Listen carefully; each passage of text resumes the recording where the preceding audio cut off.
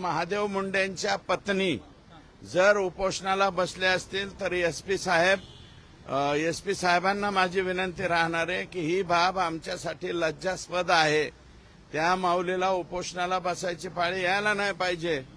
16वा महिना लागलाय आता तिचा त्या माऊलीचा पती जाऊन। महादेव मुंडेचे मारेकरी सापडलेच पाहिजेत आणि ज्या दिवशी तपास डीवायएसपी कडे दिलाय त्या दिवसापासून 12 ते 15 लोक परळीमधले गायब आहेत। जे गायब आहेत ते एसपींनी आणि एलसीबी आणि तिथले डीवायएसपी यांनी उचलून आणावेत आणि जेलमध्ये घालावे। कोण ते 12-13 लोक कोण आहेत अण्णा?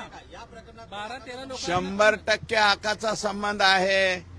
ज्यांनी महादेव मुंडेंना मारलंय त्यांचे ज्यांनी मारलेले ज्या गुंडांनी ते गुंड आकाच्या मुलाच्या बॉडीगार्ड म्हणून फिरवत होते आतापर्यंत।